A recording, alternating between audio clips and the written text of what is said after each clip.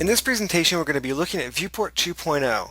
Viewport 2 provides large scene performance optimization and higher quality lighting and shaders. It allows for high interactivity. You can work with complex scenes that have many objects, as well as large objects that have heavy geometry. Viewport 2 supports a wide variety of Maya render nodes, including CGFX shaders, substance textures, and p-text coming from Mudbox.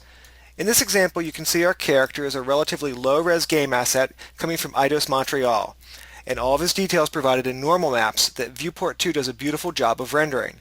If we play back our animation, you can see that we have very high-quality filtered depth map shadows.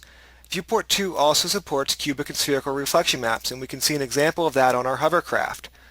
Let's go ahead and bring up the attribute editor and look at a few of the other advantages that Viewport 2.0 gives us. The first thing we want to talk about is performance. When working with Viewport 2.0, we have the ability to vertex cache our animation. Once you do this, your skinned characters will play back substantially faster. We also have the ability to thread dependency graph evaluate. What this means is if you have multiple characters in your scene, you can turn this on and have each character evaluated on an individual thread.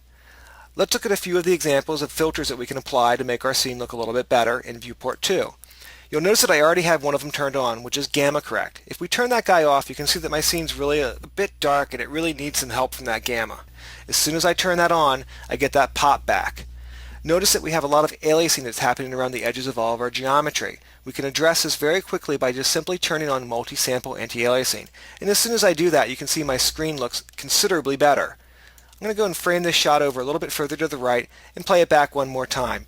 You'll see we have that ship basically blasting off screen, and what I want to do is turn on motion blur so that as it flies past the camera, it looks streaked and blurred as you would expect. So we'll just simply turn on motion blur. I'm going to crank the sample count up high on that, and we'll play back the animation one more time, and you can see that we get that cool motion blur. Notice that as I move my camera around, the objects in the foreground blur more than the objects in the background, as you would expect. So again, here comes the spaceship, kind of blasting by the camera, and we're going to see that really cool motion blur one last time.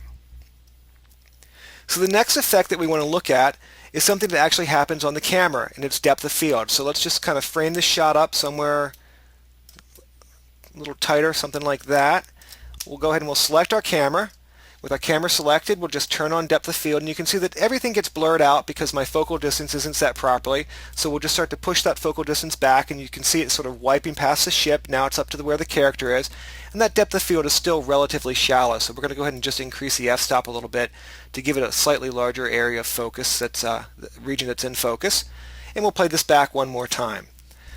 So the last effect that we're going to turn on is screen-based ambient occlusion, and that again lives on the Viewport 2.0 node. So we'll go ahead and we'll load that up. Let's get our character back to where he's sort of climbing on that hovercraft, somewhere like that, where his leg's sort of close to it, and we'll just simply enable the screen-based anti-aliasing. When I do that, you can see that it pops on right back there. It's a little dull, so I'll just overdrive the amount so that it's very clear where it's showing up. And we'll just start to increase the radius. And as I do that, you can really see the ambient occlusion starting to fill in the crack underneath the wing here. Obviously, on the back of the spaceport, it's getting a good bit more prevalent. And sort of up into this area, it's also starting to show up even down underneath the wing here. So if we turn that off, you can see it's gone. And as soon as we re-enable it, we get that little extra grounding that happens from that ambient occlusion pass. So the last feature that we want to talk about is actually the ability to use Viewport 2.0 as a rendering engine. If we bring up our render settings, you'll see from my drop-down, I can now select Maya Hardware 2, which for all practical purposes is Viewport 2.0. If we go to our common setting, I'm going to crank down the ambient occlusion because it is a little too strong. I'm going to go and I'm going to actually render out a giant 4K image. So we'll just hit the render button. You can see that it takes a matter of not very long, actually. I think it took, let's see what it says here, it took 3 seconds to render out a 4K image, and you can see that it's very high quality and obviously extremely fast. So the thing that's kind of cool about this is because this is just like any of the other rendering engines inside of Maya, it's accessible from the command line. So you can batch render all this stuff using Viewport 2.0, and obviously it'll just batch render super fast. So those are a few of the examples of the things that we can do with Viewport 2.0 in Maya.